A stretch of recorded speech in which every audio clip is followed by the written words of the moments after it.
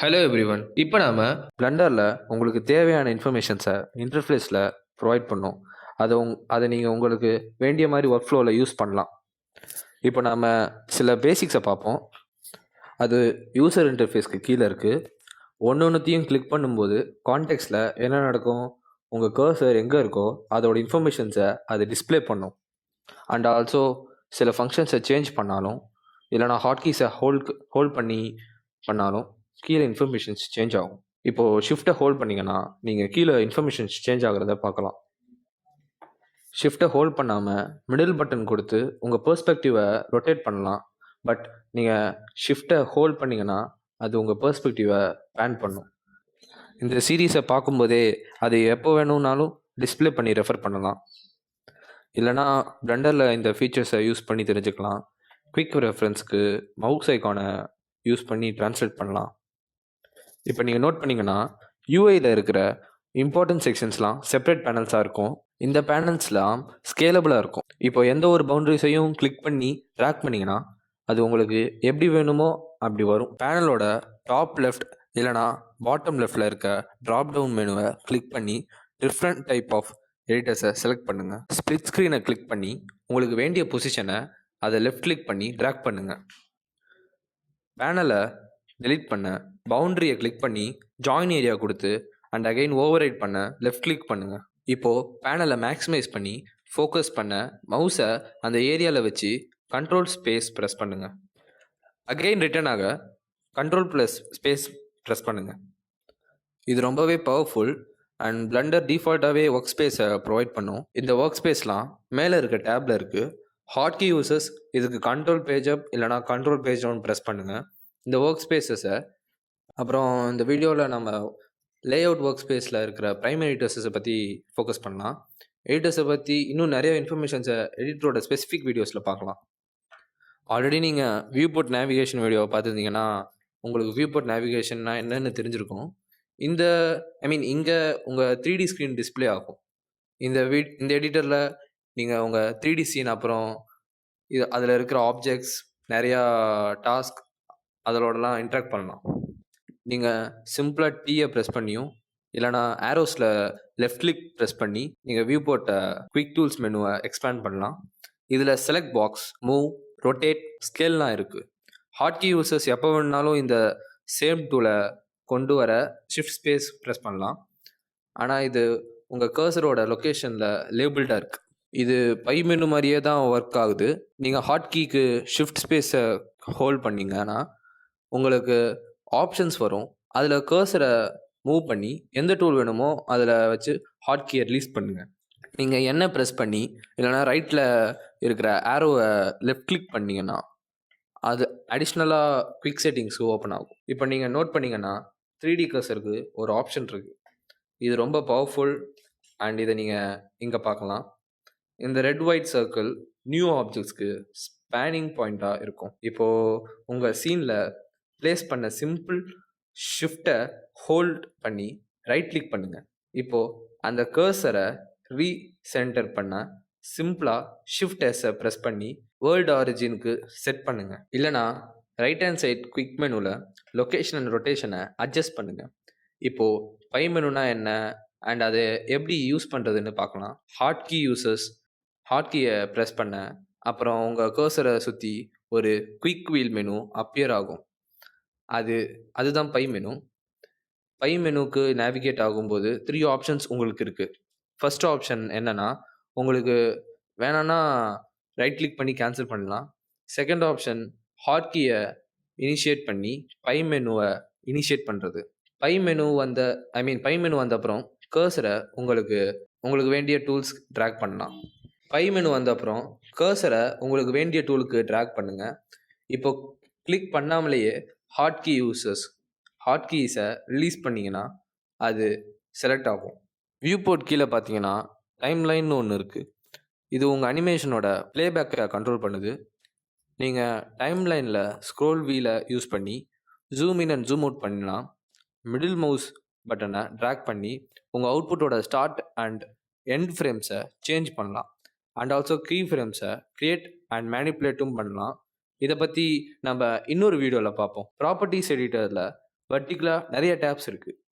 அது உங்கள் சீன், உங்களோட கரண்ட் டூல் அண்ட் எந்த ஆப்ஜெக்டை நீங்கள் செலக்ட் பண்ணீங்களோ அதோட ப்ராப்பர்ட்டிஸை டிஸ்ப்ளே பண்ணும். இப்போது இதை பற்றி ஸ்டார்ட் பண்ணால் டாப்பில் இருக்க ஃபஸ்ட்டு டேப் கரண்ட் வியூ போர்ட்டில் செலக்ட் ஆகியிருக்கு. அதை ஆப்ஷன்ஸை ரெப்ரசன்ட் பண்ணுது. இப்போது செலக்ட் பாக்ஸ் டூலில் பார்த்தீங்கன்னா சில டிஃப்ரெண்ட் செலெக்ஷன் டூல்ஸ் கொடுக்குது. அதுக்கு உங்கள் சீனோட ஸ்பெசிஃபிக் ப்ராப்பர்ட்டிஸ் இருக்கும். இதை கிளிக் பண்ணி நீங்கள் பிளெண்டரில் ஒன்றுக்கு மேலே சீன்ஸை க்ரியேட் பண்ணலாம். இந்த ட்ராப் டவுன் மெனுவை யூஸ் பண்ணிங்கன்னா இது உங்கள் render engines, sampling, engine specific properties and உங்கள் ஃபைனல் இமேஜை அஃபெக்ட் பண்ணுற மற்ற ஸ்பெசிஃபிக் ப்ராப்பர்ட்டிஸ்க்கு அலோவ் பண்ணும். நெக்ஸ்ட் ஐக்கான் பார்த்தீங்கன்னா அது பிரிண்டர் மாதிரி இருக்கும். இங்கே தான் ரெண்டர் பண்ணுறதுக்கு முன்னாடி அவுட்புட் செட்டிங்ஸை சேஞ்ச் பண்ணலாம். Resolution, frame rate, path, file type and இன்னும் நிறைய ஆப்ஷன்ஸ் இருக்குது. ஸ்டாக்ஸ் ஆஃப் ஃபோட்டோஸ் மாதிரி இருக்கிற அந்த ஐகான் தான் வியூ லேயர். இது ரெண்டர் லேயர்ஸில் இருக்கிற மாதிரி தான் இதுலேயும் சிமிலராக இருக்குது. பேக்ரவுண்ட் அப்புறம் கேரக்டர் பாஸஸை செப்பரேட் பண்ண வியூ லேயர்ஸை யூஸ் ஆகுது. எக்ஸாம்பிளுக்கு ரெண்டர் முடிஞ்ச அப்புறம் காம்போசிட்டிங் பண்ணுறது. எப்படி பார்த்தாலும் இங்கே நீங்கள் நோட்டீஸ் பண்ணிங்கன்னா இது ப்ராப்பர்ட்டிஸை மட்டும்தான் யூஸ் ஆகுது, ஆப்ஜெக்டை பாஸ் பண்ணாது. அண்ட் இது இப்போது நம்ம கரண்ட்டாக இருக்கிற ஒரு லேயர்ஸ்க்கு மட்டும்தான். இப்போ நீங்கள் வியூ லேயர்ஸை க்ரியேட் பண்ணாலும் எக்ஸிஸ்டிங் லேயர்ஸை செலக்ட் பண்ணலாம். இப்போ ப்ராப்பர்ட்டிஸ் மேலே இருக்க பேனல் எதுக்கு இருக்குன்னு இப்போ பார்க்கலாம். இங்கே இருக்கிற அவுட்லைனரில் கலெக்ஷன்ஸை செக் அண்ட் அன்செக் பண்ணலாம். கரெக்டான நேம்ஸை உங்கள் கலெக்ஷனுக்கும் வியூ லேயர்ஸ்க்கும் டபுள் கிளிக் பண்ணி ரீநேம் பண்ணுங்கள். இதை பற்றி வேறு வீடியோவில் பார்க்கலாம். நெக்ஸ்ட் இருக்கிறது தான் ஜென்ரல் சீன் டேப். இதில் இருக்கிற ஒரு ஸ்க்ரீன் ப்ராப்பர்ட்டிஸ் உங்கள் ஸ்க்ரீனை அஃபெக்ட் பண்ணும். யூனிட்ஸ் அப்புறம் ரிக்டு பாடி செட்டிங்ஸை கூட அஃபெக்ட் பண்ணும். செலெக்ஷனில் ஃபைனல் டேப்ஸ் தான் வேர்ல்ட் டேப். இது குளோபல் ஐகானில் இருக்கும். இது உங்கள் சீனில் ஸ்கை அப்புறம் ஏர் இன்க்ளூட் பண்ணியிருக்கும். உங்கள் வேர்ல்டில் இருக்க சர்ஃபேஸ் ஆப்ஷன் தான் ஷேடர்.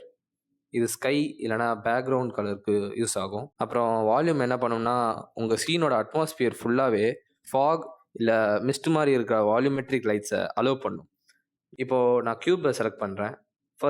ஃபஸ்ட்டு டேப் தான் ஆப்ஜெக்ட் டேப். இதில் ஆப்ஜெக்டோட லொக்கேஷன், ரொட்டேஷன் அண்ட் ஸ்கேலை பற்றி பேசிக் இன்ஃபர்மேஷன்ஸ் இருக்கும். நீங்கள் பேரண்ட் சைல்டு ரிலேஷன்ஸ், எந்த கலெக்ஸில் இந்த ஆப்ஜெக்ட் இருக்குது, அப்புறம் ஆப்ஜெக்டோட விசிபிலிட்டியை கூட ஸ்பெசிஃபை பண்ணலாம். நெக்ஸ்ட் இருக்க டேப் தான் பிளெண்டருக்கு ரொம்ப இம்பார்ட்டண்ட். அது மாடிஃபை டேப், வென்ச்சர் ஐகானில் இருக்கும். அண்ட் இந்த ஆரோஸை யூஸ் பண்ணி மாடிஃபிகேஷன்ஸோட ஆர்டர் இல்லைனா அப்ளிகேஷன்ஸை சேஞ்ச் பண்ணலாம். சப்டிவிஷன் சர்ஃபேஸ் மாடிஃபையர், அப்புறம் பீவெல் மாடிஃபையர், அதுக்கப்புறம் நெக்ஸ்ட்டு இருக்க டேப் தான் பார்ட்டிகிள் டேப். இதோட ஐகான் பார்த்தீங்கன்னா ஒரு ஆப்ஜெக்டோட மெயின் பாடியில இருந்து பார்ட்டிகிள் ஷூட் ஆகுற மாதிரி இருக்கும். நீங்கள் பார்ட்டிகிள் சிஸ்டம்ஸை கிரியேட் பண்ணி ஆட் பண்ணலாம். அடுத்து ஆர்பிட்டிங் பிளானட் ஐகான் மாதிரி இருக்கிறது தான் ஃபிசிக்ஸ் டேப். இதில் different types of physics simulations அப்புறம் ஃபிசிக்ஸ் மேனிப்புலேஷன்லாம் இருக்குது. இதுக்குள்ள cloth, rigid body, smoke, fluid, collision, force fields. Next icon 2 objects wrap பண்ண மாதிரி இருக்கும். இதுதான் கன்ஸ்ட்ரெயின் டேப். இதுவும் மாடிஃபை டேப் மாதிரியே தான் இருக்குது.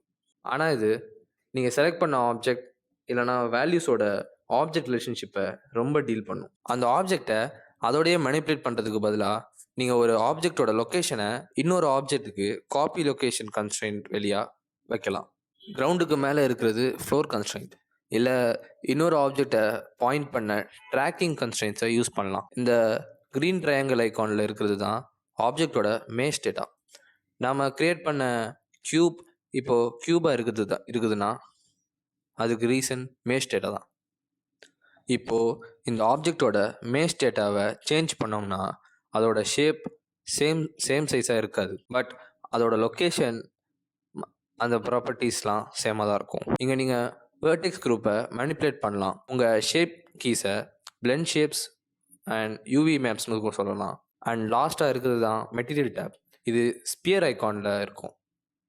இங்கே தான் ரெண்டில் உங்கள் ஆப்ஜெக்டோட ஷேடர் எப்படி இருக்குன்னு கண்ட்ரோல் பண்ணலாம். இங்கே எந்த மெட்டீரியலை நீங்கள் சூஸ் பண்ணுறீங்களோ அதுதான் உங்கள் ஆப்ஜெக்ட் எவ்வளோ ஷைனாக இருக்கணும், என்ன கலரில் இருக்கணும் அண்ட் எவ்வளோ ரஃப்பாக இது தெரியணும்னு காட்டும்.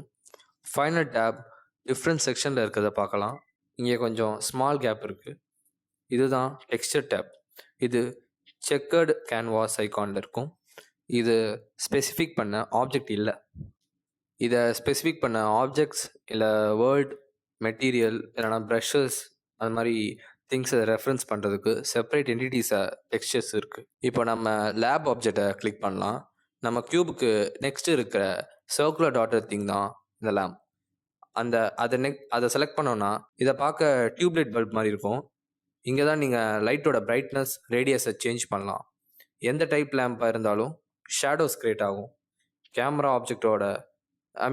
ஆப்ஜெக்டை கூட நம்ம செலக்ட் பண்ணலாம். சைடில் இருக்க ரெக்டாங்குலர் பிரமிட் தான் அது. இப்போ நம்மளால் கேமரா ஆப்ஷன்ஸை ஆக்சஸ் பண்ண முடியும். இதுக்குள்ளே ஃபோக்கல் லென்த், பெர்ஸ்பெக்டிவ் டைப், அப்புறம் இன்னும் நிறையா இருக்குது. அண்ட் இவ்வளோ தான் பிளெண்டரை ஓப்பன் பண்ணோன்னே வர டிஃபால்ட் லேஅவுட் ஒர்க் ஸ்பேஸ். இந்த வீடியோ ரொம்ப யூஸ்ஃபுல்லாக இருக்கும்னு நம்புகிறேன். இன்னும் டீட்டெயில்டாக மற்ற ஒர்க் ஸ்பேஸை பற்றியும் அண்ட் எடிட்டர் என்னெல்லாம் பண்ணுதுன்னு நம்ம செப்பரேட் வீடியோவில் பார்க்கலாம்.